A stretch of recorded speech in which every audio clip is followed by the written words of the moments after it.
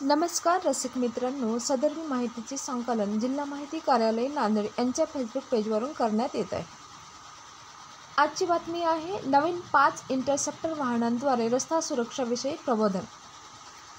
रस्त्यावरील अपघात कमी करण्यासाठी होणार मदत। नांदेड दिनांक 17। नांदेड जिल्ह्यासाठी प्रादेशिक परिवहन कार्यालयाकडे नवीन 5 इंटरसेप्टर वाहन दाखल झाली आहेत। यामुळे इंटरसेप्टर वाहनांची संख्या आता एकूण 7 झाली आहे। या वाहनामध्ये वेगमर्यादेचे उल्लंघन करणाऱ्या वाहनांवर व हेल्मेट न घालणाऱ्या दुचाकीस्वारांवर कारवाई करण्यासाठी, स्पीड गन, दारू पिऊन वाहन चालविणाऱ्या वाहनधारकांवर कारवाई करण्यासाठी ब्रेथ ॲनालायझर, ब्लॅक फिल्म बसविलेल्या वाहनांवर कारवाई करण्यासाठी टिंट मीटर इत्यादी आधुनिक उपकरणे बसविण्यात आली आहेत। याद्वारे प्रत्येक तालुक्यात ही कारवाई करण्यात येणार आहे। जिल्ह्यातील नागरिकांनी वाहन चालविताना रस्ता वाहतुकीच्या नियमांचे व मोटार वाहन कायद्याचे काटेकोरपणे पालन करावे।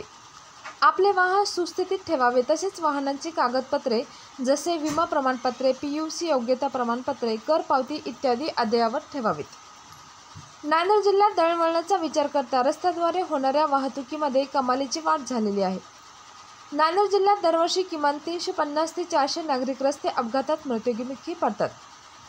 यामध्ये प्रामुख्याने वाहतूक नियमांचे पालन न करणे, हेल्मेट व सीट बेल्टचा वापर न करणे, दारू पिऊन वाहन चालविणे, लेनची शिस्त न पाळणे, वेगमर्यादेचे उल्लंघन करणे आदी कारणे दिसून येतात। नियमांचे उल्लंघन करणाऱ्या वाहनधारक चालकांवर मोटार वाहन कायद्याअंतर्गत कारवाई करण्यात येईल। जिल्ह्यातील सर्व वाहनधारक चालकांनी याची नोंद घेऊन परिवहन विभागास सहकार्य करावे, असे आवाहन प्रादेशिक परिवहन अधिकारी शैलेश कामत यांनी केले आहे। अशाच नवनवीन अपडेट्ससाठी आमच्या चॅनलला नक्की सबस्क्राईब करा।